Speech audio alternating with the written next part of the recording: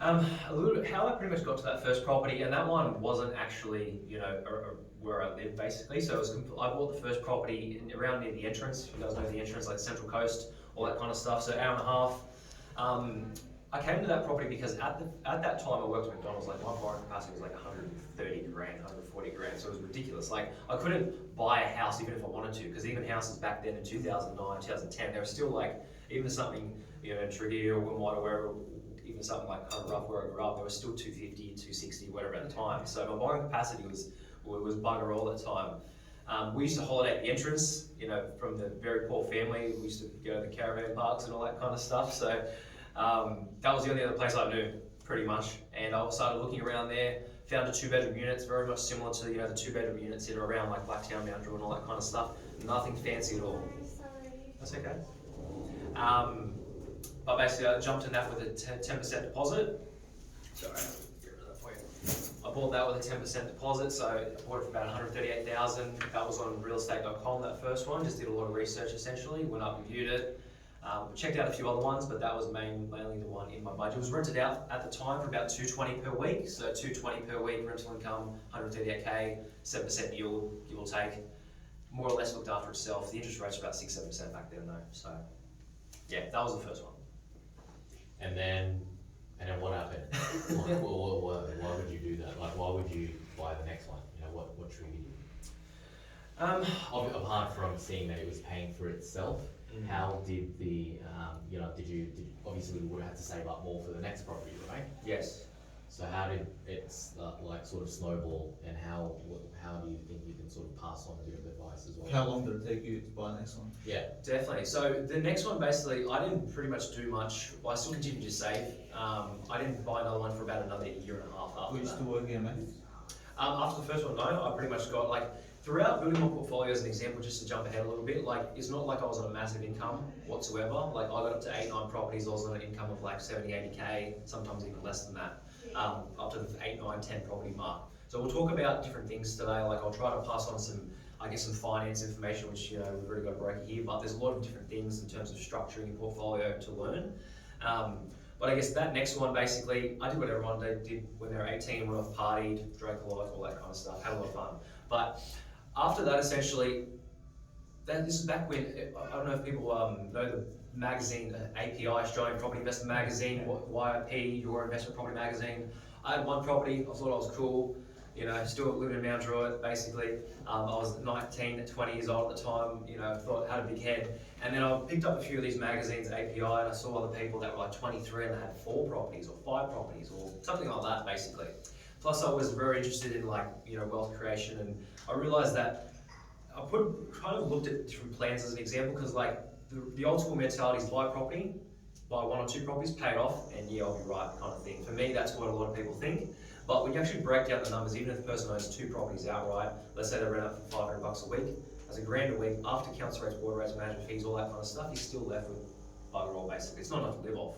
So when I actually did the math on that, I realized I need more properties. I saw other people that had, in magazines, I've never met them before in my life, of course, but I knew that it was possible, and I realized that 1 property is simply not enough. So basically, my passion for property went from there. I continued to save up, basically. The first property I bought was with St. George Bank, 10% deposit. That kind of, at that particular mark, I didn't understand much about finance at all. Had no idea about how finance worked. I had probably more of an idea than most people at that age, but there's so much more. I realized that property investing as a whole, property is just one small facet. Finance is actually more important. Learning more about finance and how you can go about getting loans, not get stuck with your borrowing capacity, what kind of ways you can maneuver to different banks and all that kind of stuff is literally 70% of the game. The 30% is the property side, in my opinion. So I bought another property, basically. That second one was in Adelaide, with all your bases, basically, because my dad lived in Adelaide.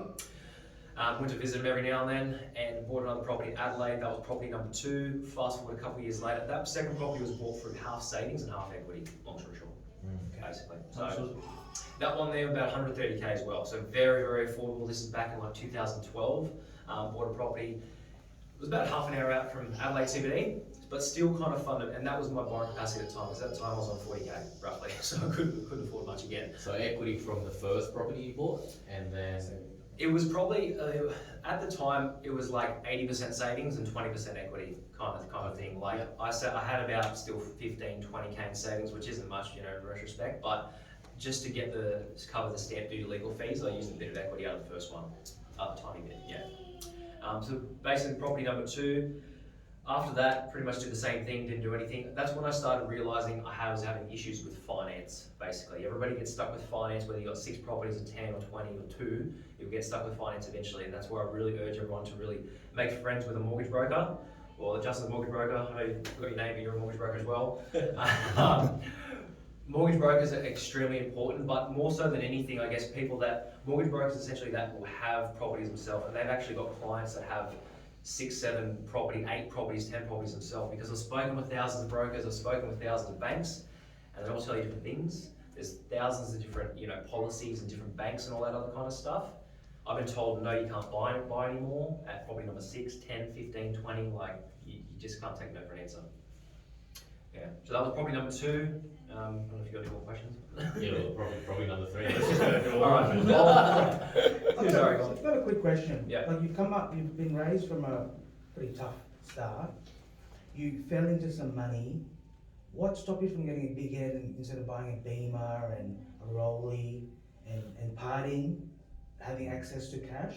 What was it? Your friends around you that sort of steered you, or because you can't be determined at 23 years old, right? Who was your guidance at that time to not let you go the other way? Get big-headed and...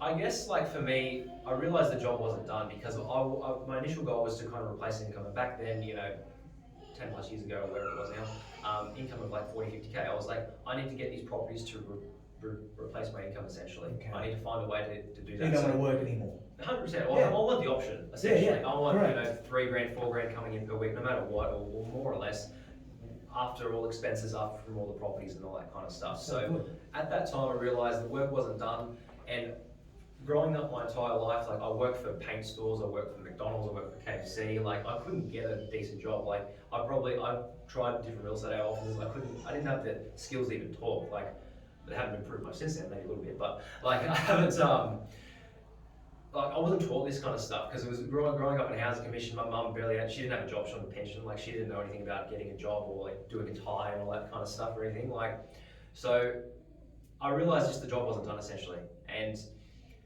I've seen a lot of people, I've spoken to a lot of people over the years, they're 30, 40, 50 years old. Like, let's say, they're on decent incomes, but they go off and they'll buy a Mercedes-Benz, or buy a Porsche, or buy whatever. And like, I'm all for that now, and I've, bought some of that stuff now. But I realized that any time, like a time frame, like when a person has kids, it's gonna get harder. Like if you've got 1 kid, 2 kids, like I've got baby on the way now, but like, the longer you leave it, shit's gonna get a lot harder, basically. And that's how so I had a sense of urgency. Long story short, and I realised that if I put 30 grand, 40 grand to a car now, like I could put that in a property, that 30, 40K car is going to literally be worth 5 grand in the next 5 to 6 years. I'll be cool for like a minute or like, a year or 2, but I'd rather put it into a property. That property could potentially buy 4 properties over the next 5, 6 years, and the end result, 30K, but turn it into 3 million or 4 million over the next decade. And that same, the average person just goes for the car, we worth 2K. So the difference is $3, $4 million just by an initial 30K deposit in that kind of time. Yeah, good.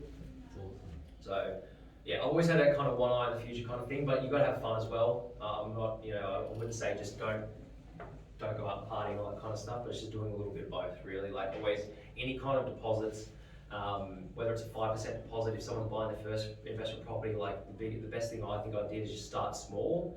A lot of people, if their borrowing capacity is 600, 700 as an example, 500 or 400K, they'll go straight for 500K. Like you can start off with something smaller. You don't have to save a 20% deposit. Yes, you save LOI and all that other kind of stuff, but if it was me, like I never did a 5% deposit in my entire life, and I wish I could turn back the clock and do it, because there's different schemes and all that kind of stuff now. Like sometimes you don't pay LOI, but the smallest deposit I've ever done was 10%, and now I've been forced to do 20s and sometimes even 35% deposits, which I hate, but yeah. So how many properties have you bought under the 200 mark?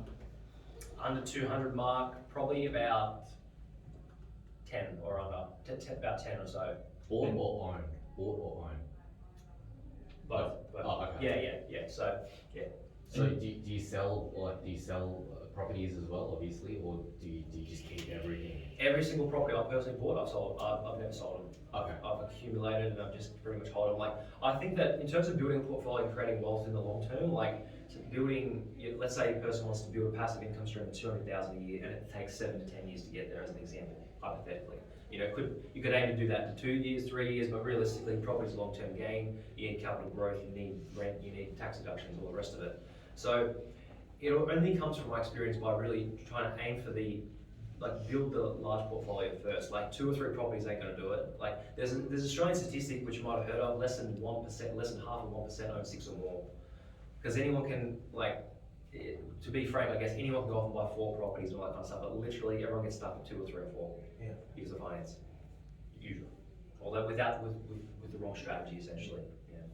But I've never sold any properties. I think I've spoken to people, like when I listened to my mum and dad when they bought that place in Mount Druitt as an example, bought it for 50k, sold it, I think 1995 or something, for 80k. They held on to the damn thing. It would have been worth like 500, 600 grand now. But because they sold it, that was the only asset they had. Dad bought like a car that he thought was cool and all that kind of stuff with money, but at the end of the day, they got nothing now. So that's the reality of it. And even if a person's ever been to, it's probably taken a dark step, but if you've ever been to a funeral, had someone pass in the family, no, my entire family is extremely poor, but I've known people, as an example, the only thing that's actually of real value in a will, as an example, is real estate. No one really wants to inherit a 2002 Holden, Commodore or whatever it is, because it's not worth anything. So, yeah. In terms of serviceability, coming off of finance, obviously, Yeah. when you say obviously people get stuck at 4, 5, 3, 2, whatever it is, because of their liabilities or stuff like that, what would you rather prefer? Do you like to pay off your property as much as possible so you can use the equity to buy the new property and then refinance? Do you refinance a lot because the rates, and plus obviously when the monthly repayments goes down, there's more serviceability that you can pump in? What's the structure behind that? If I was starting again, I've tried to do different things like that, I've done many different strategies before in the past, but I wouldn't be if I was trying to get from, as an example, might help answer your question, go from 0 properties or 1 property to 5 or 6 and really accumulate that, wealth asset base. I wouldn't focus on paying, especially depending on your age. If a person's 30, 40, 20, or whatever it is, the younger it is, obviously the better because you've got more time. But in the beginning I did do principal and interest for a lot of them. I had that old school mentality, buy one, pay it off. Yeah. And when I started doing the numbers, I was like, this is gonna take forever. So it might take me 15 years to pay off 2, and then even then it won't really do much. Yeah. So if I was starting again, I'd go interest only. I wouldn't do extra repayments, I'd go interest only for at least, depending on the how old you are, I do it for the first 3 to 4 years, because that to me can be your accumulation phase, where you can spend 3 solid years, battling it out and trying to accumulate 5, 6, 7 or 8 properties, because you can definitely do that. The average person on the average wage can easily do, hit 6, 7 properties in 3 years or 2.5 years if they really try and they learn what they need to learn. And do you have a particular lender or lenders, or just horses, depending on what situation it is, what's the property, what's serviceability, all that? Do you have any preferred lender or list of lenders that you actually go with, or do you go directly to the lenders? Long story short, for me, as an example, I've got about 5 with NAB, I've got 5 with St. George, I've got 4 with Commonwealth. So there's 14, 15 with those main 3 banks, and then I've diversified and I've even bought properties through self-managed super funds, which a lot of people told me, especially brokers, they're like, you need to have 200 grand in there, you need to have 150 grand in super, which is just complete nonsense, because I started with only my first one through self-managed super fund was 50k in it, basically, so it was bugger all in it, but I still bought a property through that. If I was starting again, big banks would be my main preference. Basically for me, I've learned they've kind of got better policies in terms of types of valuations. You probably know the 4 different types of valuations, where you've got the drive-by, the full val, the desktop, electronic, valuations, ADMs and all that kind of stuff. So big banks for me have always worked better in terms of, yes, you might pay a little bit higher interest rate, but you got more flexibility. For me, I was able to refinance and do the whole, some people call it leapfrogging or property deposit recycling. So essentially using 1 deposit to buy 3 properties over the course of 12 to 18 months. So I'd buy a property as an example, and I'd want to make sure that, and this is where obviously you guys have a massive head start to anyone, because if you do obviously CMA's after data reports, you can see what comparable sales are based off what desktop valuations are going to come out through banks, as an example. You can even do desktop values before you can go to buy a property. So you can potentially know, let's say you're buying a property for 350 and I've got a val as an example at 410 or whatever the case may be, that in, you know, whether it's 3 to 6 months, you could potentially refinance it, pull equity out, and then launch to another one. So, Back to his question, so you do interest only, now would you be putting your savings into that property, or would you keep it and for the next one? in the beginning, my biggest mistake was putting money into the property. Right. 100%. That was my biggest mistake. I wish I could go back in time and just slap myself in the head because it's a completely stupid idea. I even tried the whole renovation thing. A lot of people think it's cool. There's been a lot of people over the years like Cherie Barber and all these kind of people doing courses for 10 grand and renovation and all that stuff. I've tried that stuff before. I'm not saying it doesn't work, but in terms of scaling the portfolio, it's good if, from my opinion, it would be good if you want to flip and sell property. Yeah. But to me, like, I've spoken with investors, as an example, that have been flipping and selling and making 50K, 100K, 150K on a particular project, and they think they're cool and that's awesome. You know, that's also making 80K, 100K in, as an example, 3 months doing a renovation and flip or sell or whatever. But then at the end of the day, 20 years, you're going to look back and be like, oh shit, I wish I held on to that property because I would have had rental income, would have had tax deductions, and 50K in the bank or 100K profit now, in the future with inflation, is going to be bugger all. So like, that's where I've kind of realized that all the, because I've read 1,000 books of course, but people doing the renovations and all that kind of stuff, if they just 9 times out of 10, they wish they held the properties, they wish they didn't sell it. Because a lot of people think that you have to sell the property to get the capital out of it. Because they want, oh, I want 500 grand, I want $1 million in my bank account, because everyone wants that, of course. But at the end of the day, even if you got 500 grand or $1 million in the bank account, you get less than 1% interest rate. So it's completely stupid. Like, the real wealthy people, in my opinion, put it into assets. They try to build a $10 million portfolio, 12 million or 20 million, whatever it is. But you don't have to sell the asset to get the actual capital out. You can redraw, you can release equity, you can have that equity sitting in your offset account. Yes, you won't pay interest on it unless you use it, but you've got access to 300, 400, 500 grand capital without selling it, without paying capital gains, without paying, you guys wouldn't pay selling fees, but without paying things like that. Yeah. What I think a lot of people fear this, having 4 or 5 properties. How do you deal when all 4 of them are no tenants? Good question. You've obviously come up with a plan. What would you advise these guys? Good question. Like, because I don't have savings, I'd be in deep shit.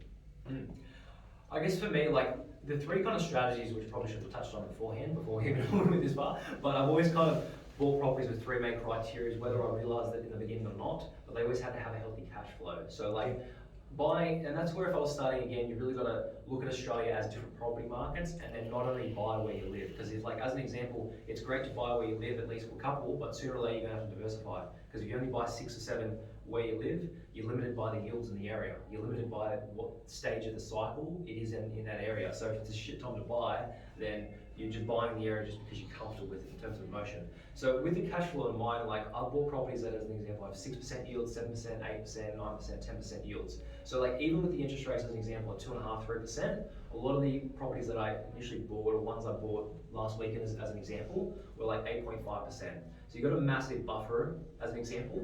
If you have so the cash flow is one thing, but if you can make sure that your rent, like a lot of that one, as an example, that I bought was like 8.5% yield. So as an example, hypothetically, the rent per month might have been $2,000 a month, as an example, in rent. The mortgage repayment per month on interest only, yes, I realise it's only on interest only for the short term, but it might have been about $700 a month. So I got $2,000 per coming in, but only about $700 in terms of it. So there is a surplus there. Some properties might not have a surplus. Some might be a little bit of stagnant, but cash flow is the one thing, in the basics.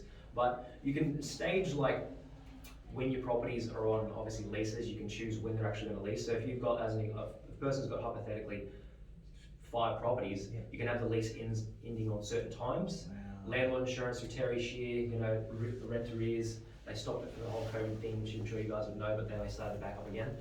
So if they're in rent arrears and all that kind of stuff, or they break their lease, you put insurance claim. It's like having car insurance at the end of the day. So landlord insurance, making sure the cash flow is healthy.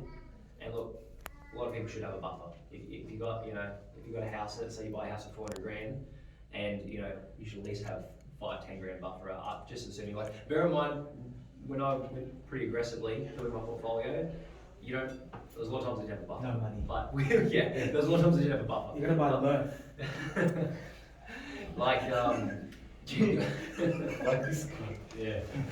um, Don't do what he did, and do what he did. I'm the only honest one here. Look, you, I think it was from, I don't know where I saw it was on TV or something. You bought 6 properties during COVID, just recently? yes. Fuck, your accountant must love you. Like, you must keep them on fucking busy, So, you know, banks, brokers and all that kind of stuff, and yeah, everything. Do you invest in strata properties? Absolutely. Yes. That's a good question. Like apartments and all of that, or? I have, like, as an example, out of the 26, 27, yeah, rough properties I've got at the moment, some are still to settle. I've tried to lose, yeah. Do you just take into account the strata, the outgoing expenses, and work 100%. out the yield? 100%. What's there anything over like 6-7% you would like consider it? Because in this area, I think the average rental yield is like 5%. Yeah, maybe The less. top end. Yeah, that's the thing. If anyone's working back, or, you know, I'm sure you guys will remember back 2012, 2011, property prices probably 80% less, but the rents were still relatively similar. So you could buy a property as an example, and I wish I could go back in time and buy them, because at that particular time in terms of the cycle, pre the, you know, 2013 to 2017 huge growth cycle, you could pick up properties in, you know, as an example, Mount Druitt, Blacktown, units as an example for like 250, but they rent it out for 320, they rent it out for 330. Now they've gone up to, you know, 350, renting out for 340, 350, 5% yield, it's pretty low. So that's where, if I was starting again, yes, you want to get some in your, where you live obviously, but as an example, the last 6 rough properties I bought, 5 have been in Brisbane, 1's been in Sydney. Where in Brisbane? All different areas. So, Field and like yeah. Palmer and all that. Yeah, like the Gold Coast, Pin Palm, Yeah, and all that kind of stuff. So I bought in every single location, 5Ks from the CBD as far as like 35Ks. So exactly, you know, Coomera kind of area, Yeah. Gold Coast, bought Surfers Paradise, I bought, you know, Southport, I bought, you know, even in between Brisbane and the Gold Coast, there's, you know, if you look at comparing different areas, like as an example, what is the equivalent of Rooty Hill, Blacktown, Parramatta, Liverpool in Brisbane? Finding out those locations, looking at where you'll notice the prices, they've been, in terms of the cycles, like from my personal opinion and experience, Sydney and Melbourne, they kind of grew massively during 2013 to 2017. Last 3 years it's been up and down and fluctuations, and yes, 10%, 5%, that's great, but to me, if you're aiming for 5 and 10%, it's not the best kind of strategy. So like, a lot of investors now are buying in Brisbane because the market has been in that flat period since like 2011. From my experience, they grow at different times, and especially a lot of people in Sydney and Melbourne, they get very biased towards Sydney. Like, oh, Sydney's got the best capital growth, Sydney's got the best growth, Melbourne's got the best growth. To me, it's nonsense. If you look at actual data and statistics, which I'll email you through this to check out, I actually should have brought it, I'm pretty annoyed I didn't. There's Australian statistics from Australian CoreLogic, RP data and all that kind of stuff that actually shows the median house prices for all capital cities. Back in 1990 to this year, the rough capital growth for all Sydney, Melbourne, Brisbane, Adelaide, all that kind of stuff, stretched over the long term, 5% per year. Sydney, Melbourne, Brisbane, Adelaide, actually over the 30 years, 5%. I'll forward that to you because it shocks a lot of people's minds. Wow. But the last 7 to 10 years, yes, Sydney, Melbourne grew more. Yeah. But for people that, like, when you start looking at it really in depth at different markets of when they go through the big cycle and then when they sit flat or stagnant, to me, Sydney, Melbourne's been stagnant for the last 2-3 years, just coming off the boom of 2017, etc. But between 2000, as an example, 2011, Sydney and Melbourne, from my experience in the research and all that kind of stuff in memory, 2005, 2011, between the old GFC kind of thing and all that kind of stuff, it was up, it was down, it was up, it was down. Not a massive amount of growth. Could have been 5, 10, 15, 20% over a 6-year period. Yeah. So flat period. Yeah. During that time, if you look at Brisbane, doubled, like 100% growth. Massive, like tripled in value. Properties went from 200 to 500 to 600 to 650. So it goes to show, from my simplistic way of looking at it, is that when some states are going through their flat fluctuation phases and have tiny yields, other states that have been stagnant in that period for a while, they're about to go through a cycle. You know, from my experience. So that's why 9 out of 10 property investors are diversifying. If you've got ones in Sydney, amazing. Buy a couple more in Sydney. Buy in Melbourne. but Brisbane has the highest yields right now. So you can pick 7%, 8%, 9%, 10% properties. I bought properties half an hour out of Brisbane for like 130 grand, rent it out for like 280 bucks a week. Wow. Yes, it sounds very cheap and nasty, but it was actually good, property. It was equivalent to buying, as an example, in Blacktown, 2009. Yeah. When when you could pick up units and villas in 180k, 200k, and now they're all double the price. So would you say that as a first home buyer where you can save stamp duty and everything right now, it would be beneficial to take that option? Or would you suggest buying investment up in Brisbane and just like cut the losses with the whole stamp duty savings? Very good question. 'Cause that's where I'm at the moment. Depends what price you're buying it. 200 grand, 100%. Yeah, that's what I mean. Like, would you spend like 300-400 up in Brisbane, get like a higher yield, cut your losses with stamp duty savings? Obviously, you pay LMI and all that shit depending on. Yeah. Very good question I get If it asked. were you starting from the beginning, what would you do? If it was me starting from the beginning, look, I would definitely go investment first. However, it really depends on the person's position. Do they need to move out of home, what their age is, all that Yeah. kind of stuff. Right now, to be honest, and the first one, I didn't have that luxury because my income was like 28 grand or whatever it matters, 26 grand. And my borrowing capacity back then, the interest rates were higher. I could borrow 130 grand.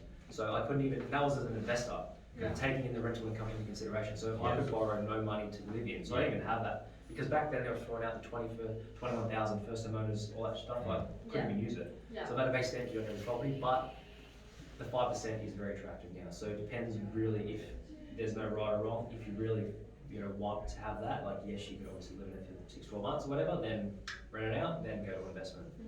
But for me, no matter what you do, as long as you get in with a small deposit and get in, as soon as you can, Yeah. before the expenses and the kids and life gets in the way. Yeah. Yeah. Get it out of the way. Yeah. So whether you really want to do something at 5% deposit as an example, no stamp duty, live in it, that's still a really good option. Can you still buy properties like sub 200 or sub say 250 with strong rental yields around Brisbane? You can? Yes, 100%. Easy. 100%. And what sort of, just to give you the kids a little bit of, because she's selling my property now, and I want to buy a couple of properties as well. Yeah. So, and I think that's the reason why I wanted you to come in as well for myself also. Yeah. So what sort of like deposits do these guys need? Because they're all on okay money as well.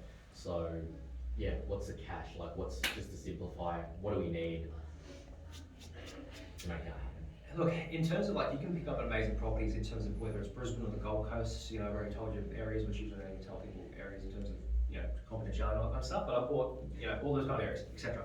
5% deposit. If you do the math, if you buy something for 200 grand, it's 10 grand. Surely you can go at 10 grand as an example.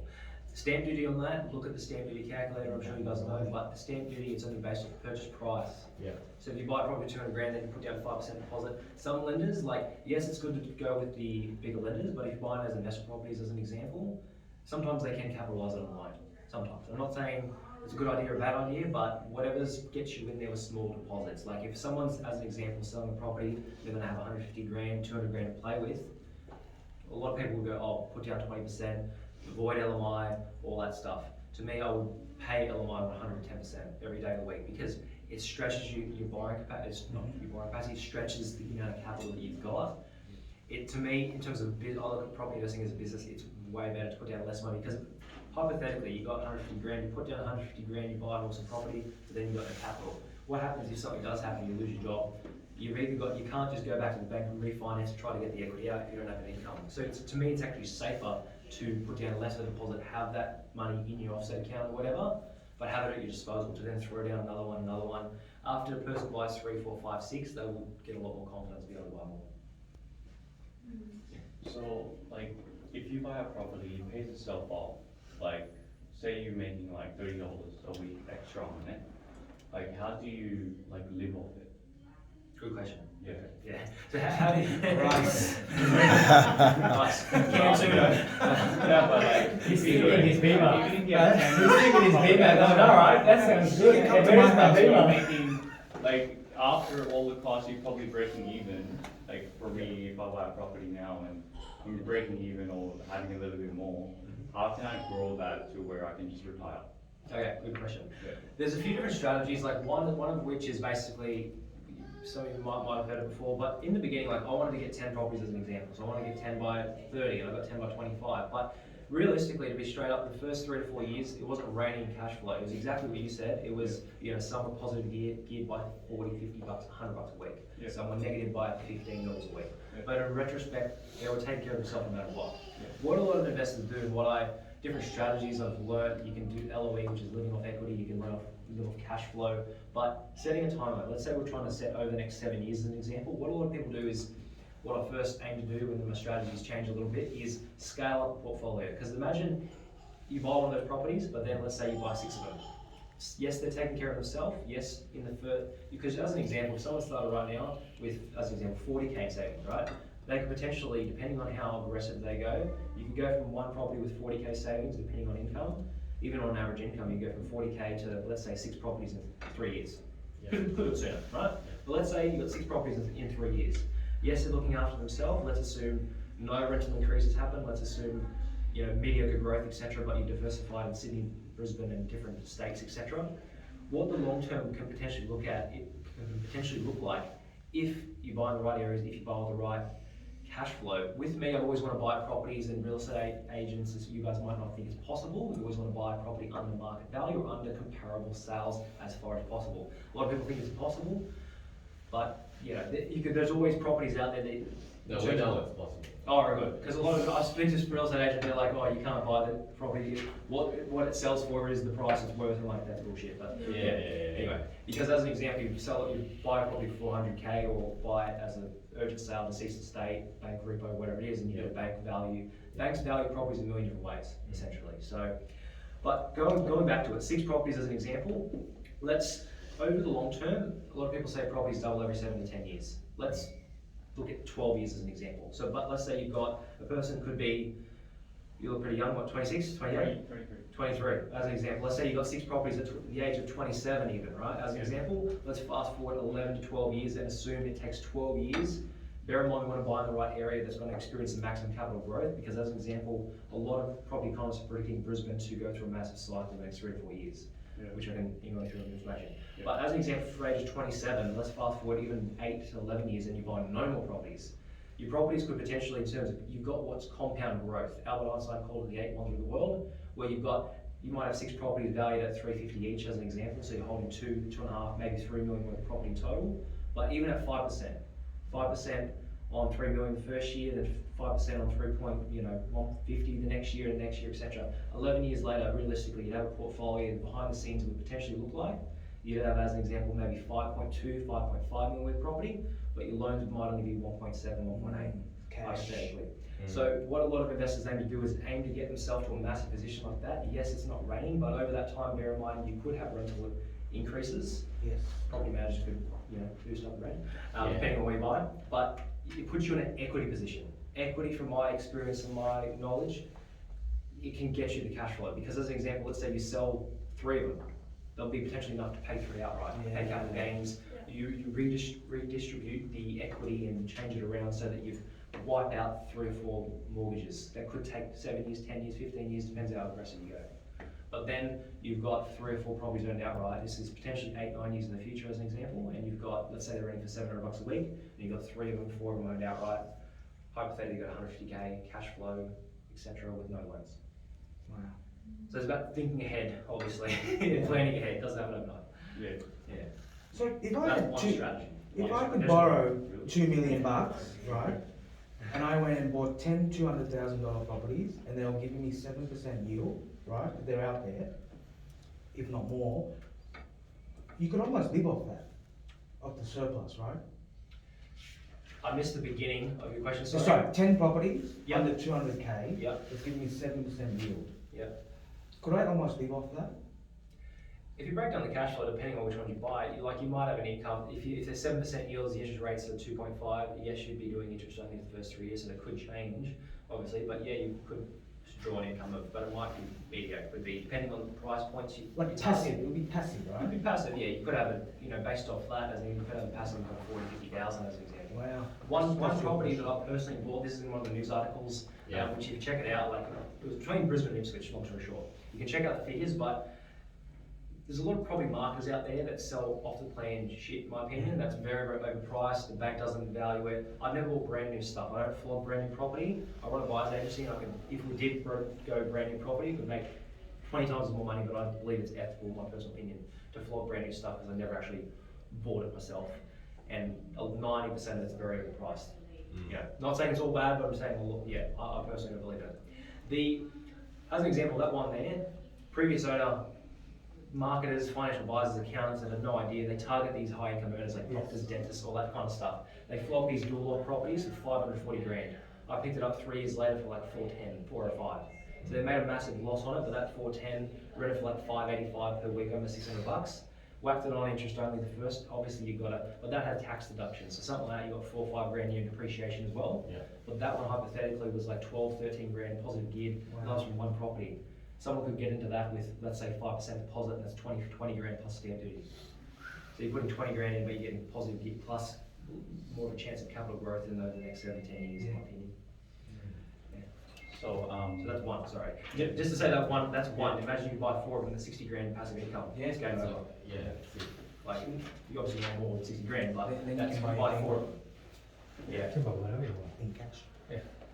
okay, so, like, I'm the BPM, so I lease out properties, but, like, when would you, like, if you were meant to buy a property now, would you manage it yourself, or would you, like, get an agency to manage it?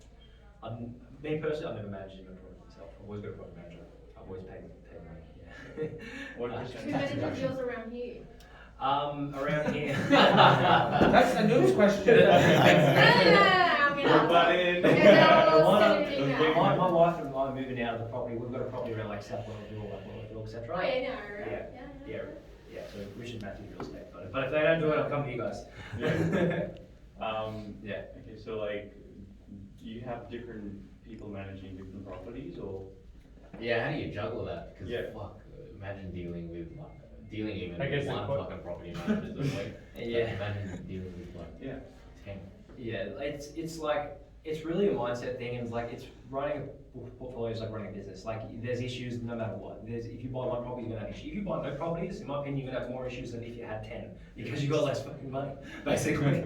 Like, how I pretty much manage it is just basically getting property managers to pay for all the, obviously, council rates, water rates, and all that kind of stuff. Up until I had like 6, 7 properties, I did all that myself. Like I said, still paid the council rates from the rent, distributed, all that kind of stuff. But I've always got a property manager to do it. Literally, I just give them, I trust them until they break the trust. That's basically it. Like, they just, like my first property that I bought around the entrance, there's only been like 3 tenants in the past like 10, 11 years.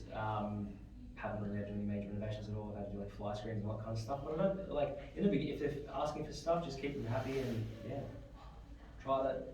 You know, just focus on more expanding and less than worrying about one issue. I've seen so many people that get stuck with worrying about one property. Oh, this has cost me 250 bucks. Oh, this has cost me 300 bucks. But if it's too focused on saving 350 bucks, you know, they're missing the big picture, because you could be focused on buying another property that over the next 10 years could potentially double in value. If you buy it for 300, goes to 600, you make 300,000. And that's just one. But most people get stuck with the, you know, they get too worried about paying 300 bucks for this and that. Like, it's a tax deduction. Like, just suck it up at the end of the day. So if you were to invest in like Brisbane area, purely investment, would you consider an older property with maybe a high cash flow? Or would you save a little more and buy like a brand new like dwelling with like tax depreciation and all of those sort of benefits with like good yield? Like obviously if you buy like 400, they generally rent out for like 420 out there. Or would you buy maybe for like 200, 300, but it's older, but maybe it rents out for a bit more? With that, when you said brand new, so like brand new, you get like a brand new property, so we're buying it from like a developer, house and land package or something like that? Yeah, definitely do that. You wouldn't? Yeah, Okay. yeah. House and land package is 9 times out of 10 in my opinion. Unless you live So in hypothetical, Unless you- because I was looking, Yeah. I don't know where, up in Brisbane somewhere, it was a duplex for like 500 grand, but they rented out combined for like 650. Yeah, exactly like the one You- I'm exactly But that's the one like I a bought. 25, 30-year-old property. But it's on a big block, which is kind of weird as well. It's like 1,000 squares. Mm. Would you go for that option? even though it's older? Yeah, look, it's fine. Like, I would definitely, I've never bought a property brand new, basically. The newest one I bought is at that, 3-4 years old. Okay. But someone's paid that money. When you buy brand new, 9 times out of 10, in my opinion, you overpay. Yeah, 9 times out of 10. So I'd rather get 100%. Like, my first property was a 2-bedroom unit. That was like built in 1985. So you would buy a unit as a 100%. first one? 100%. If it's stacking up If it's, feasibly, if right? it's stuck up 100%, it's getting the foot in the door. Like, Yeah. everyone wants a house. It's cool to have a house, you've got a backyard and all that stuff, but you're not living in it. So, like, if you had a unit as an example that was positive geared higher and was 80,000 under what the bank's value of that, or if you had a house that was.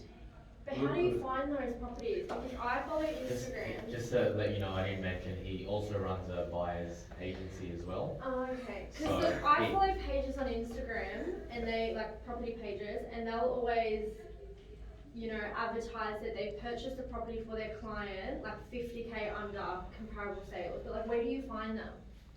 So, Unless you contact that company. yeah, no, so Like, there's how a do lot of, sorry. No, I was just gonna say, like, how do you work it out? How do you find those? So, long story short, not selling shit here, but like anyone can do, anyone can do what I've done. If you've got Yeah. enough time. If you've Yeah. got enough time and effort, basically. How I first got access to, kind of properties like that was doing the hard jobs. Like, let's say we're looking in Brisbane market or Yeah, Sydney yeah, market, yeah. whatever. Like, I've been there like hundreds of times. Yeah. I've been to thousands of open homes. I've called up agents. I called up 1,000. Just look online. And yes, some of the ones that I first bought were online. But as you guys will know, agents can change prices anytime they want, right? Yeah. So let's say you're looking at that particular house. I personally look at also what the banks look at as an example. So like, yes, you can run up your data reports. Yes, you can look at comparable sales. But it's really, out of, as an example, 100 properties, there's people, 2 or 3 of them, people are going to need to sell urgently for whatever reason. Yeah. So you'd be able to You just potentially, gotta find those sort of ones. you gotta have the time, make the time, basically. So you gotta look at more, give yourself more opportunity to find. Would you invest in Newcastle? Like Cessnock? Right now, no. Yeah, it's like No. a hole up there. To me personally, like the growth cycles, I'll send you some data, some graphs and all that kind of stuff. It's just basic PDFs to look at. But if you look at capital cities, usually there's always a ripple effect, right? Like you've got Sydney, there are ripples from the inner suburbs to the outer and all that kind of stuff. And then but Newcastle, so if you look at Sydney, obviously grew between 2013 and 2017, so did Newcastle. So like the yields are low there, and it's just finished a huge growth cycle. Yeah. Based on wage growth, based on everything, what the wages are, like unlikely that it's going to, properties at 500 going to go to 100 million as an example when they're renting for 400, 350 per week. So they don't tick the 3 key boxes for me. Like I've always, it's good to have one in your portfolio, but after That's that, not the first place to buy. I personally wouldn't. It's got to tick 3 main boxes. Good chance of capital growth, high yield, and buying under comparable sales as far as possible. Okay. Have you heard of the place called South Headland in Perth? Yes. He just bought one there. Okay. So. I've heard of it, but how far is it from the city? Roughly? Too far. Which city?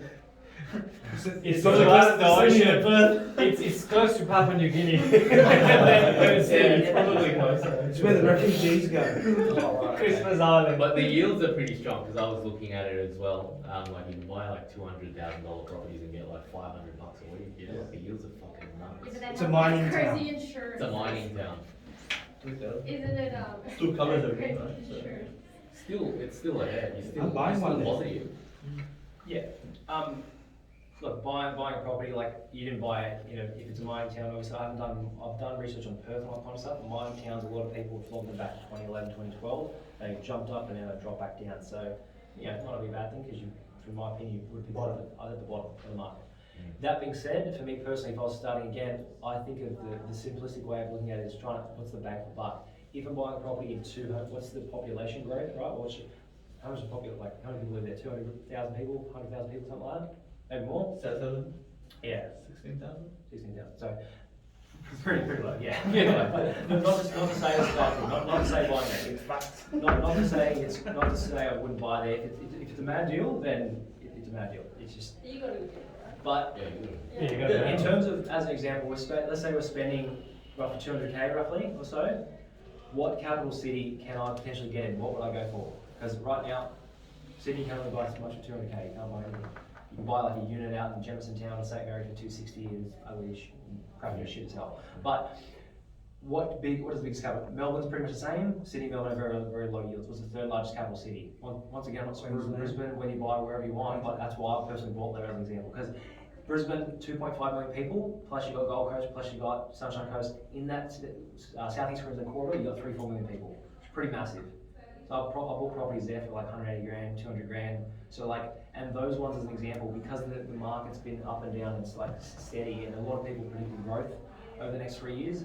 They had like 8-9% yields. So yes, they were 200, but they were in for 340 per week. So there's still massive yields, 8, 9, 10%. Is that now you can buy a property Right at now. 200? Yeah. No. 100%. Yeah. 100 grand. But Even 100. examples, Where at? yeah, What's other? pretty much honestly everywhere. Do the research for me. check on the website. There's thousands of examples. Like, Yeah. He's a buyer's agent, you can contact him. Yeah, you've just already contact. said How so. much will you charge me to find a property? We'll talk about Yeah. Mates rates. You let it go. Hey, what if you buy 5 properties off you? Because it kind of like stresses me out even thinking about it. Well, that's the to be beauty of honest. it. You let someone else think How about would it. when you say like you've got to look into the potential for capital growth, like how do you justify it? Like the amount of people that are living there, like the wage increase, like how do you work all of that out? Where do you research that? So there's a million things to look at. Yeah. What I first look at is the cycles of different capital Over the cities. years. Over the years. Yeah. What's happened in the last 30 years, what's happened in the last 10 years, 15 years, 30 years, 40 years. So, yeah, first is, and yeah, even free information, like I've just, because I get asked the same stuff, I've been doing this for a very, very long time. There's thousands of hours of free information on YouTube, it's free. Like I've just put all these free videos, so every single question you're asking today, I've already answered it. It's on YouTube, basically, for free. Meeting finished here, guys. Yeah. What do we need you for? Thank you. It's called Dilleen Property. When can I get my name? Dilleen Property, yeah. My last name, Oh, Dilleen, Dilleen. and Property. Yeah. Yeah, or just type in Ed Dilleen on YouTube and I'll come up. With the interest-free period for 3 or 4 years, what happens after that? Do you refinance and go with another bank, hey, or what's the? Because you want to keep, you don't want to be paying more than what you want, and I think what I'm guessing, or not guessing, but getting the main point is to keep your money with you to reinvest and keep moving forward rather than giving to the bank, right? Yes, good question. Like, for me personally, my portfolio, probably 70% of it's on principal and interest now. Like, and I probably should switch it back, but like, there's no right or wrong whether a person lets it go to, like, does interest only again. It depends on how many properties they get up to and where their portfolio overall sits. Like if they bought 3 properties as an example, and then they're going to roll over to interest, maybe they might have kids and family dependents and all that kind of stuff, and stuff that's holding them back from really scaling up to 6. But to me, you should really aim for minimum 6 properties, because no one barely ever gets there. Most people get stuck at 2 or 3, so it's better to aim for that. So it depends on what if you do have 10 properties, then yeah, for my opinion, it's perfectly fine. 6 properties before you have kids. Is that what you're saying? No, I'm not saying 6 properties before you have kids, but it's a good thing to aim for. Yeah. Not this month. Yeah. Like, you don't Gotta have buy a to. property. I'm just saying everyone should aim for 6. Yeah. So what's your personal, because like I've got another point, so we'll wrap it up soon, but what's your goal? Like where do you stop? Like what's the number? You're just trying to set a record here or what? How many do you own currently, by the way? 27. It depends if you count. Some have got duplexes, some have got granny flats, some people don't count granny flats. No, that 27 total. counts. If it's creating an income, then yeah. Yeah. So where does it end for you? You want to get up until 50 or 60 or What's the number? 70 or? My number before was 10. There was 15. There was 20, and yeah, realistically after that, I just stopped setting numbers because, like, I always want. There's always progress to do. Like, you always want to do something, and like I've, done the whole, people work really hard and they go to Europe and they travel and all that shit and all that kind of stuff. But no matter what, like even all the billionaires and all that kind of stuff, they still do stuff because you always have got to have a sense of progression. So unfortunately, I could say 100 properties, but even when I get to 100, I probably want more. And it's not that I want more, it's just that everyone wants to do something, and like everyone's got something that's going to drive them, like depending on how far. How many properties will give you financial freedom? That's a tough one. Everyone's What's different, I guess. what's your number? Is it 50 million properties? For me personally, Yeah. to me, I've already got financial freedom. Like technically, like I don't have to work. Like I can sell all my portfolio and then just cash in, 30 million in the bank. But it depends on a person's financial freedom kind of concept kind of I stuff. guess what's the definition of financial freedom Yeah, as well, like to right? you, Because is it- to you would be different, to you would be Correct. different. Yeah. So Is what it- is, Like, let's say, like is it, do you want your portfolio to be worth 50 mil, sell Or it, income. take your 30 mil and live off that? It's not that I really, like, I've thought about it, but it's not that I really set that kind of target kind of stuff, because I realise, At that stage. not only that, like, out of the properties, the 27 probably, you know, close to 8 mil worth of properties there now, so I could aim for, as an example, 80 mil. But it's just, to me personally, I've realised I've got the fact that you've always gonna, I thought I'd just sit on the beach after 10 or 15 or 20 properties. I thought I'd do that, but We like, You get hooked. Did you get hooked? yeah, you get hooked. It got if you interesting. get hooked, then I guess it just fun. keeps you Guys, busy, yeah, it's real more estate fun comment. turning up every day rather than. Just Even hitting on that, I was it. saying buy in Brisbane, like you could buy here. No, but I have been looking at 25%. Brisbane. Yeah. When did you like stop working in like a job?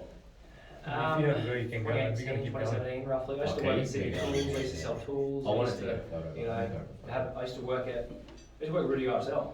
I used to work at Penrith Panthers. Like I used to sometimes do 2 jobs to save like deposits quicker and all that kind of stuff. But So how many properties after did you start working? probably up to 16, 17, something like that. So you just working there ourselves and you own 17 properties. Well, before then, yeah. But, Yeah. Probably the most important question, do you have a mortgage broker on your books? It's just me. Yes, we've got this man. Why can't I get Justin it? came Yeah. right behind me. Probably have a chat about a couple of things there. Oh, I wasn't gonna take. Yeah, no, you can have have a a photo with you. Oh, is this on? Yeah, you guys- is this I- free? I've actually Yeah. wanted to Yeah. download one of these. Yeah. I don't know why. Oh, we just- Mom wants to We just take a picture. quick photo. Right, we'll let you be. Yeah, I want to be in it too.